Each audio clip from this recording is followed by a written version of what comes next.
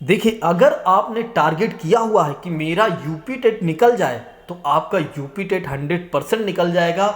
बस आप मेरी बात को मान लीजिए, जैसा जैसा मैं कहते जाऊं वैसा वैसे आप करते चलिए। आपको कोई नहीं रोक सकता, आपका यूपी टेट 100% निकलेगा। और ये मान के चलिए, यूपी टेट निकलेगा ही नहीं बल्कि आप अच्छा मार्क्स भी हासिल करेंगे। आप 90 नंबर ही नहीं बल्कि इससे ज़्यादा मार्क्स लेकर आएंगे, इस बात की मैं गारंटी देता हूं। बस आप मेरी बात को मान लीजिए जैसा मैं कह रहा हूं। देखिए, मेरी पहली शर्त क्या है? मेरी पहली शर्त ये है कि आपको अपनी तैयारी तब तक नहीं आरंभ करना है जब तक कि आप यूपी टेट के सिलेबस को नहीं जान लेते हैं। कहने का मतलब ये है कि सबसे पहले आपको क्या करना है, यूपी टेट के सिलेबस को देखना है। अब सिलेबस को ऐसे नहीं देखना है कि एक नज़र में सिलेबस आपने देख लिया हो गया काम खत्म, नहीं, ऐसा नहीं, ऐसे नहीं करना है। आपको क्या करना है, सबसे पहले एक एक विषय को देखना है। जैसे आप सीडीपी उठाइए, सबसे पहले आप सीडीपी उठाइए, उसमें कम से कम एक दिन समय दीजिए, आप पूरा दिन समय दीजिए, उसको अच्छे से देखिए, सुबह शाम दोपहर। बस उसके टॉपिक को समझिए, उसके सब टॉपिक को समझिए, उसकी बात को समझिए। उसके बाद क्या करिए, आप ईवीएस को उठाइए। इसी तरह से हर एक विषय के टॉपिक, सब टॉपिक को अच्छे से आप एनालिसिस करिए। और उसके बाद आप क्या करिए, जैसे इंटरनेट पर आप पढ़ रहे हैं या आप हमारी वीडियो को देख रहे हैं तो आपको जल्दी समझ में आ जाएगा। जैसे हमने इसके पहले एक वीडियो बना दिया है ईवीएस के, ठीक है, तो आप उसको देख सकते हैं। आप क्या करिए, पहले टॉपिक मतलब आप सिलेबस को देखिए और देखने के बाद आप इंटरनेट पर जाइए, ठीक है। जैसे मान लेते हैं कि आपने वीडियो देख लिया है तो आपको सिलेबस चाहिए तो आप हमें व्हाट्सअप कर सकते हैं, 8920340192 पर आप हमें व्हाट्सअप कर सकते हैं। दूसरी बात करते हैं, अगर आप नहीं करना चाहते हैं तो इंटरनेट पर जाइए, मतलब गूगल पर जाइए, वहाँ पर यूपी टेट के सिलेबस को निकालिए और उसके बाद पढ़िए। और उसके बाद आप क्या करिए, अपने पास एक प्रिंट आउट रख लीजिए।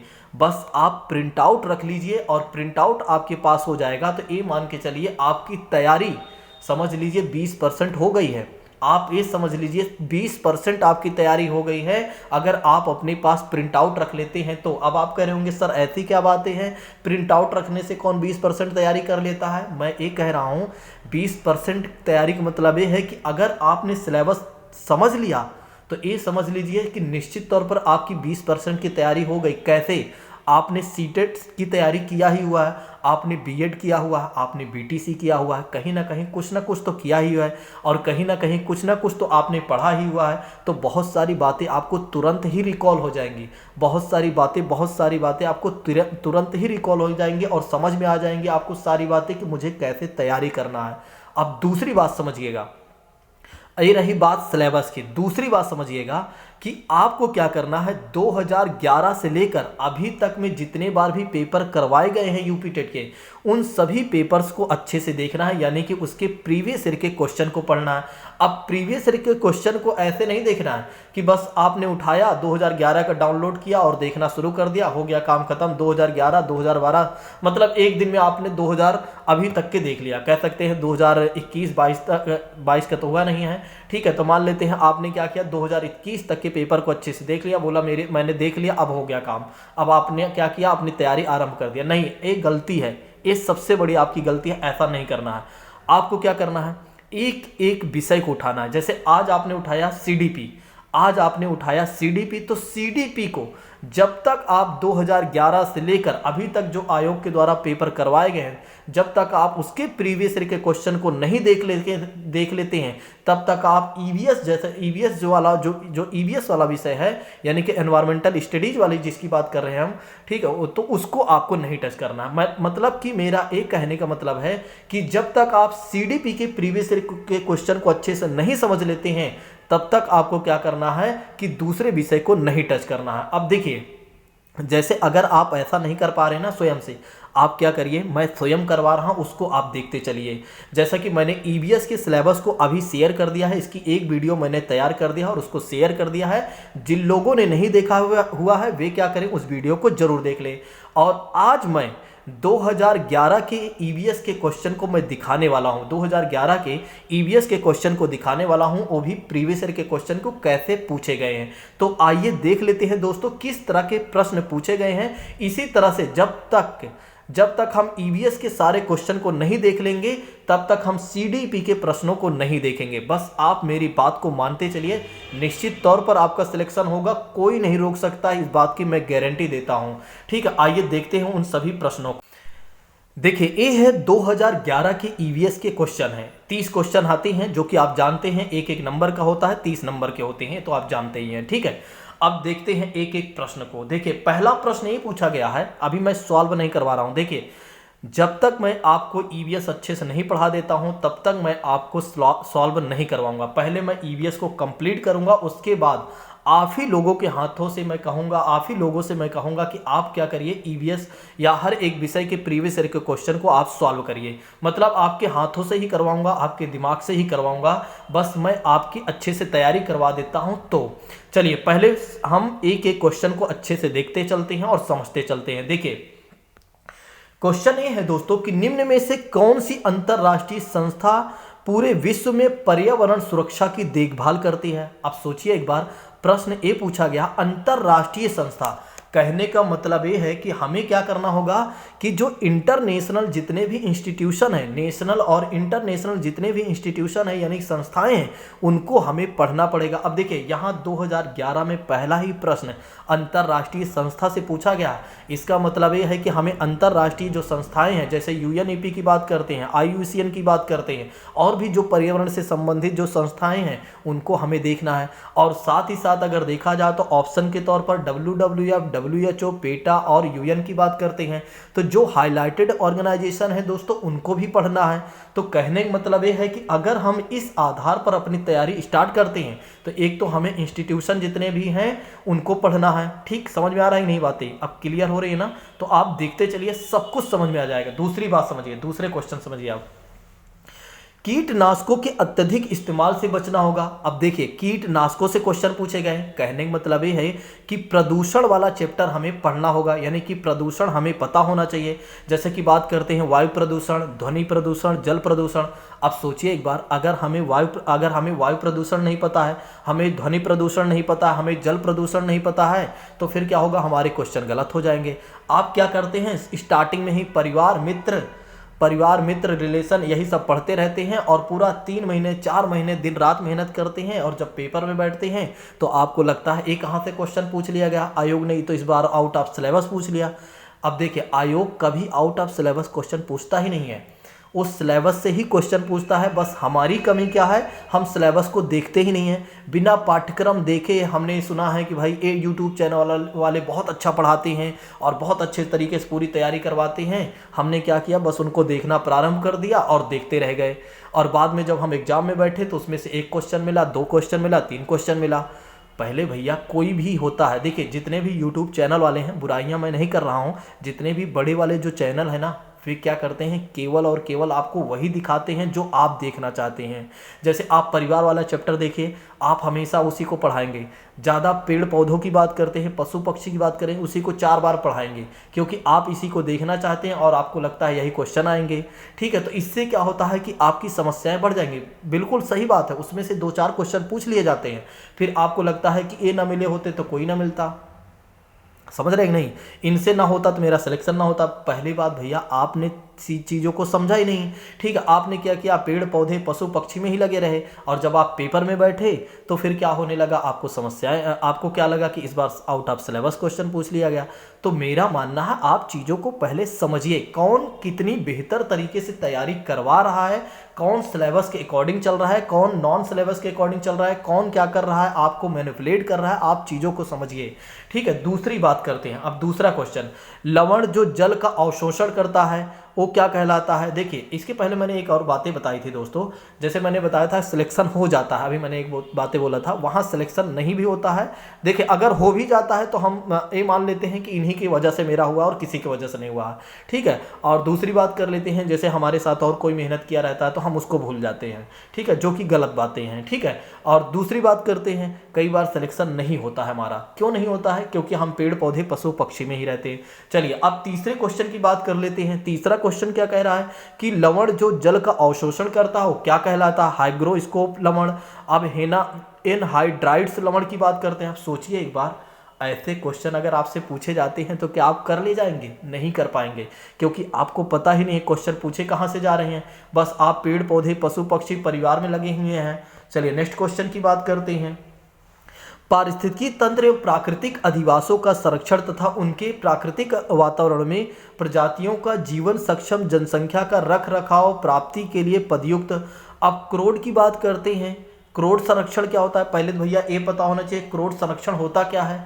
आपको ए पता होना चाहिए स्वास्थानीय संरक्षण क्या होता है, देखिए, और परस्थानीय संरक्षण क्या होता है, परिधीय संरक्षण क्या होता है। आपने ये सब पढ़ा ही नहीं, आप पेड़ पौधे पशु पक्षी में लगे हुए हैं, ठीक है। तो इसी की वजह से कहीं ना कहीं आप पीछे जाते हैं। इसीलिए मैं कह रहा हूँ पहले सिलेबस को 2021 तक, जब तक मतलब 2011 से लेकर जो अभी तक पेपर करवाए गए, हमें पूरा अध्ययन करने के बाद ही अपनी तैयारी को स्टार्ट करना है। इससे पहले हमें तैयारी को नहीं स्टार्ट करना, और मैं भी नहीं पढ़ाऊँगा। सबसे पहले मैं पूरे सिलेबस को और पूरे प्रीवियस ईयर के क्वेश्चन को अच्छे से मैं दिखा दूंगा आपको, उसके बाद सिलेबस टू सिलेबस चलूंगा।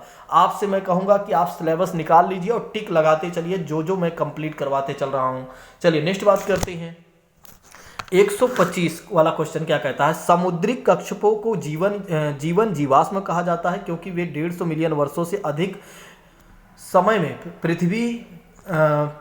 पृथ्वी में उपस्थित भारतीय उपमहाद्वीप के जल भागों पर पाए जाने वाले 5 प्रजातियों की समुद्री कच्छप में सबसे अधिक संख्या पाई जाती है। भैया ये सब आपने पढ़ा ही नहीं। आप सोचिए एक बार, यूपी टेट तो आपने कई बार यूपी टेट की तैयारी किया हुआ होगा, लेकिन आप देखिए कि इस तरह के प्रश्न आप पढ़े नहीं होंगे, इस तरह के टॉपिक आपने देखा ही नहीं होगा कि कहाँ से आते हैं। तो फिर क्या हो जाता है, आप परेशान हो जाते हैं, ठीक है। नेक्स्ट क्वेश्चन की बात करते हैं। विश्व ऊष्मन के लिए कौन सा कारक है, कौन सा एक कारक माना जाएगा? वाहनों से निकलने वाली गैस, पेड़ पौधों से निकलने वाली गैस, भट्टियों से निकलने वाली गैस। आप सोचिए एक बार, बिना चीज़ों को समझे अगर आप तैयारी स्टार्ट कर देते। अब आप समझ गए होंगे मेरी बात को कि मैं क्यों ऐसा कह रहा हूं कि पहले सिलेबस को देखिए, फिर प्रीवियस ईयर के क्वेश्चन को पढ़ देखिए, उसके बाद ही तैयारी आरंभ कीजिए। आप सोचिए, अब आप बिना देखे तैयारी करते जा रहे हैं, और जब आप मॉक टेस्ट लगा रहे हैं, 10 दिन बचा पेपर, तो फिर आप क्या कर रहे हैं, आप जब मॉक टेस्ट लगा रहे हैं तो आपके 10 क्वेश्चन सही हो रहे हैं, 15 क्वेश्चन सही हो रहे हैं। आप कह रहे हैं आगे मैं बढ़ ही नहीं पा रहा हूँ 20 क्वेश्चन 15 क्वेश्चन से, 30 क्वेश्चन में 28 क्वेश्चन मैं कभी नहीं कर पा रहा हूँ। उसके पीछे का मूल कारण क्या है? आपने प्रीवियस ईयर के क्वेश्चन को नहीं देखा। वही गलती कर रहे हैं ना जो सीटेट में आपने गलतियां किया था, और वही गलती फिर दोहराने जा रहे थे आप यूपी टेट में। चलिए, धातुमय प्रस्तर किसे कहा जाता है? आप सोचिए एक बार, बिटमिन की बात करते हैं, बॉक्साइट की बात करते हैं, मेटालॉइड की बात करते हैं, अयस्क की बात करते हैं। भैया ये सब आपको पता ही नहीं है तो कैसे आप करेंगे? पेड़ पौधे के प्रदूषण को हटाते हैं क्योंकि वे अवशोषण करते हैं। Sulphur dioxide, carbon dioxide, carbon monoxide, nitrogen. अब सोचिए ये सब आपने पढ़ा ही नहीं है, और लगातार आप तैयारी पेड़ पौधे पशु पक्षी में कर रहे हैं। फिर बात करते हैं कि भूकंप के बारे में बात करती हैं, तो भूकंप मापा जाता है। भैया आपने ज्योग्राफी का भूकंप वाला चैप्टर नहीं पढ़ा हुआ है। महासागरों में जल स्तर में वृद्धि के क्या कारण हो सकते हैं? देखिए, आपको याद होगा, अगर आपने पर्यावरण कभी पढ़ा हो तो, नहीं पढ़ा है तो मैं पढ़ाऊंगा। समुद्र के जल स्तर के बढ़ने से क्या क्या समस्याएं आ सकती हैं और किसकी वजह से समुद्र का जल स्तर बढ़ता है, ये बातें आपको पता होनी चाहिए, तभी आप कर पाएंगे ऐसे प्रश्नों को। चलिए नेक्स्ट बात करते हैं दोस्तों। अगला प्रश्न क्या कह रहा है कि वातावरण में अत्यधिक हानिकारक सल्फर मिश्रित गैसें की बात करते हैं। भैया आपने एनवायरनमेंट को अच्छे से नहीं पढ़ा। देखिए मैं फिर से कह रहा हूँ, एनवायरनमेंट को आपने बेहतर तरीके से कभी नहीं पढ़ा है, जिसकी वजह से आप यूपी टेट में एक बार में पास ही नहीं हो पाते हैं। मैं कहता हूँ मेरे छात्र जो ऑफलाइन पढ़ते हैं, मैं उन्हें पढ़ाता हूँ, उनके एक बार में ही सिलेक्शन हो जाते हैं, वे एक बार में ही सिलेक्ट हो जाते हैं, क्योंकि मुझे पता है कि कैसे और क्या पढ़ाना है। आप कभी गाजियाबाद आइए, मैं सबसे ज़्यादा दिखाऊंगा कि मेरे पास 15 छात्र एडमिशन लेते हैं, जिसमें से 13-12 छात्र 100% सेलेक्ट हो जाते हैं। मैं कहता हूं 13-12 नहीं होंगे ना, 10 तो आपको मैं दिखा ही दूंगा, पूरा डेटा के साथ दिखा दूंगा कि 10 बच्चे सेलेक्ट होते हैं हर साल। चलिए नेक्स्ट बात करते हैं, विश्व पर्यावरण दिवस की बात करते हैं। मान लेते हैं इसको आपने पढ़ा होगा, ये तो आपने रट्टा मारा होगा, ठीक है। यहाँ पर अब ये देखिए, इसी को सब दिखाते हैं कि पेड़ पौधे पशु पक्षी के साथ साथ 5 जून विश्व पर्यावरण दिवस मनाया जाता है। 1972 में पहली बार पर्यावरण से संबंधित मानव ने क्या किया, सम्मेलन किया। यही सब बार बार उसी चीज़ों को आप सोचिए, इस बार क्या हर बार यही पढ़ेंगे क्या आप, और इसी तरह के प्रश्न आएंगे? या यहीं से आएंगे क्वेश्चन। चलिए नेक्स्ट बात करते हैं, सूर्य की हानिकारक किरणों से पृथ्वी को कौन सा स्तर, अब सोचिए एक बार, आपने आयन मंडल आपको पता ही नहीं है, आपको ओजोन डिप्लेशन पता ही नहीं है, आप ओजोन स्तर को जानते ही नहीं है, आप क्षोभ मंडल को जानते ही नहीं है, आप चुंबक मंडल को जानते नहीं है, आपने पढ़ा ही नहीं है, तो सोचिए आप कैसे आपका पेपर निकलेगा। अब बाद में आप क्या कहेंगे, यूपी टेट वालों ने क्या किया ना, इस बार ऐसे क्वेश्चन बना दिया जो पढ़ले ही नहीं पढ़ रहा था, समझ में ही नहीं आ रहा था, पता नहीं कहाँ से क्वेश्चन बना देते, इनको कुछ आता जाता है नहीं, फालतू के क्वेश्चन बना देते हैं। ठीक है, चलिए नेक्स्ट क्वेश्चन की बात करते हैं, किसी जगह के फ्लोरा और फौना को सूचित करता है, आपको पता होना चाहिए भैया फ्लोरा क्या होता है, फौना क्या होता है। नेक्स्ट बात करते हैं पारिस्थितिकी तंत्र, अब भैया आपको पारिस्थितिकी वाला चैप्टर बहुत अच्छे से पता होना चाहिए, पारिस्थितिकी वाला चैप्टर आपको पता होना चाहिए, पता ही नहीं बल्कि आपको याद भी होना चाहिए और समझ में सारी बातें आनी मतलब एक समझ भी होनी चाहिए उस पर। चलिए नेक्स्ट बात करते हैं, जीवी कारक के बारे में बात करते हैं, पेड़ पौधे, अब आ गए आपके पेड़ पौधे, यहाँ से आपके क्वेश्चन तुरंत सही हो जाएंगे, बोलेंगे आप वाह बड़ा अच्छे तरीके से। आप सोचिए एक क्वेश्चन सही हो जाने से आप सोचिए कि आपका सिलेक्शन हो जाएगा, नहीं, कम से कम 30 में 25 क्वेश्चन कोई सही कराता है तब मानिए कि आपका सिलेक्शन हो जाएगा। मैं कहता हूं कि आपके 30 में 25 क्वेश्चन सही होंगे, आप मेरी बात को मानते चलिए, जैसा जैसे मैं बताते चल रहा हूं, जैसे जैसे मैं क्लासेस देते चल रहा हूं, उन क्लासेस को आप देखते चलिए, 100% सिलेक्शन होगा। नहीं होगा तो आप मुझे बताइएगा, फ़ोन करिएगा, मैं आपको पूरा साल फ्री पढ़ाऊँगा, ठीक है, वो भी गूगल मीट ऐप पर, नहीं तो आप कहेंगे तो मैं ऑफलाइन पढ़ाऊँगा। चलिए अधिकतर पेड़ पौधे पाए जाते हैं, अब आपको स्थल मंडल सही से नहीं पता, आप जल मंडल को आपने महसूस ही नहीं किया, आपने वायुमंडल को महसूस नहीं किया, आपने प्रकाश मंडल को नहीं जाना। सोचिए एक बार, अगर इन सब चीज़ों को आप अच्छे तरीके से नहीं समझ पाते हैं तो सोचिए आप कैसे पेपर निकाल पाएंगे। चलिए इसी के साथ बात करते हैं अगले प्रश्न के बारे में। अगला प्रश्न क्या कह रहा है, अन्य मृत जंतुओं पर निर्वाह करने के प्राणी को क्या कहते हैं, पैरासाइट, डीकम्पोजर, स्कैवेंजर, ठीक है, ओमनीवोर, सीएनजी संक्षिप्त रूप। फिर बात करते हैं निम्न में से कौन सा विश्व उत्पादन प्रदूषण की बात करते हैं। थोड़ा सा समय ज़्यादा हो रहा है इसलिए मैं यहाँ पर ज़्यादा चर्चाएं नहीं कर रहा हूँ, बस आपको क्वेश्चन दिखा रहा हूँ, क्योंकि बाद में जो छात्र होते हैं वे देखते नहीं, वो कहते हैं वीडियो इतनी बड़ी बना देते हो आप। चलिए नेक्स्ट बात करते हैं स्टेलेक्टाइट। अब सोचिए ये सब बातें, ये सब अगर आपके क्वेश्चन आपके एग्जाम में आ जाए ऐसे क्वेश्चन, कहाँ से दिमाग लगाएंगे आप, कैसे लगाएंगे, क्योंकि आपने कभी पढ़ा नहीं, आपको ये नहीं पता है कि भैया कहाँ से क्वेश्चन पूछे जा रहे हैं। इसके लिए एक विशेष अनुभवी टीचर और सही व्यक्ति की ज़रूरत होती है। यूपी टेट इतना भी आसान नहीं है जितना आप समझते हैं। मैंने क्या कहा, ये चिंटू पिंटू वाली बात मत समझिए कि चिंटू पिंटू वाले से काम चल जाएगा, ठीक है। चलिए नेक्स्ट बात करते हैं, निम्न में से कौन सा वायु प्रदूषण का एक उदाहरण की बात करते हैं। भैया आपको प्रदूषण अच्छे से पढ़ना चाहिए, पढ़ना होगा और चीज़ों को समझना होगा। देखिए भारत तथा दूसरे देश में प्रदूषण को रोकने के लिए बनाए गए नियमों का प्रयोग कौन कर सकता है, बताइए भैया, कागज़ के थैले, ये सब बातें। चलिए नेक्स्ट बात करते हैं, हवा में उपस्थित ऑक्सीजन की प्रतिशत की बात करते हैं, ये तो आप बता ले जाएंगे, ये हर जगह बताते हैं। चलिए परम तापक्रम पैमाना कौन सा होता है, ये कोई नहीं बताता है, ना कोई बताएगा, कहेगा ये कौन बताएगा, हम तो परिवार और पेड़ पौधे पढ़ाएंगे। चलिए नेक्स्ट बात करते हैं, प्रकाश संश्लेषण संपादित होता है। सोचिए एक बार आप, प्रकाश संश्लेषण, यहाँ पेड़ पौधे वाली बात आ गई, सब पढ़ा देंगे। अब ध्वनि प्रदूषण की बात करते हैं तो कोई नहीं बताएगा, ध्वनि प्रदूषण में सिर्फ इतना बता देगा कि ध्वनि प्रदूषण ही होता है, काम खत्म, लेकिन चीज़ों को नहीं समझाएगा। चलिए लास्ट क्वेश्चन देख लेते हैं, निम्न में से कौन सा पर्यावरण के लिए हानिकारक है। भैया आपको बायोडिग्रेडेबल, नॉन डिग्रेडेबल, ये सब बातें आपको पता होना चाहिए। अगर आपको सारी बातें नहीं पता होंगी तब आप अच्छा स्कोर नहीं ला पाएंगे। आप मेरी बात को समझिए, वाकई में जैसा मैं कह रहा हूँ ना, अगर आपने ईमानदारी से कर लिया, ज़्यादा नहीं, आप 1 महीना भी आप तैयारी कर लेते हैं ना, सीटेट को आप हवा में निकाल देंगे। बस चीज़ों को समझ कर आप तैयारी कीजिए बस, ठीक, अंधभक्ति में और अंध तरीके से मत तैयारी कीजिए, बस चीज़ों को समझ कर तैयारी करिए। कौन आपको डिस्क्वालीफाई करेगा, सोचिए एक बार, ठीक है। बिना चीज़ों को समझे आप लगातार चलते जा रहे हैं, बस वही बातें हो गई ना, रेगिस्तान में पानी ढूंढने की बात है, किसी ने बताया रेगिस्तान में एक तालाब मिलेगा, वहाँ पानी मिल जाएगा, बस आप रेगिस्तान में ढूंढ रहे हैं। हाँ, रेगिस्तान में तालाब के पीछे पड़े हुए हैं, लेकिन आप ढूंढे जा रहे हैं, लेकिन आपको तालाब नहीं मिल रहा है। क्यों नहीं मिल रहा है, क्योंकि आपने स्टार्टिंग में नहीं सुना, उससे पूछा कि भैया तालाब है कहाँ, किस दिशा में है, ठीक है, किस दिशा से मुझे जाना पड़ेगा, कैसे मुझे जाना पड़ेगा, कैसे मुझे पैदल जाना है या किसी ऑटो कोई चीज़ें लेकर जाना है, मतलब ऊँट जो है रेगिस्तान का, जहाज़ जो है उससे जाना है, कैसे जाना है, बस आपको बता दिया गया कि आपको रेगिस्तान में यानी राजस्थान के रेगिस्तान में आपको मिलेगा कुआं, वहाँ पानी होगा, उसको निकाल कर लेकर आना आप, और इससे आपका काम हो जाएगा, इससे आपका जीवन सफल हो जाएगा। बस आप निकल लिए पानी ढूंढने, और आप सालों साल पानी ढूंढ रहे हैं, आपको पानी मिल ही नहीं रहा है। बस आप लास्ट में क्या होता है, थक हार कर ये कह देते हैं कि भगवान ने मेरी कि हमारी किस्मत अच्छी साथ नहीं दी। दूसरी बात, हमने मेहनत तो बहुत किया था लेकिन भगवान जी ने हमारा साथ नहीं दिया। मतलब ये सब सारे आरोप आप लगाएंगे, बाद में बैठ जाएंगे और कहानी हो जाएगी ख़त्म। आपका जीवन ऐसे जैसे पहले था ऐसे आज भी रहेगा। बस आपने तैयारी किया, मेहनत भी किया, लेकिन सही दिशा में नहीं किया, सही तरीके से नहीं किया, जिसकी वजह से आज आप यहाँ हैं।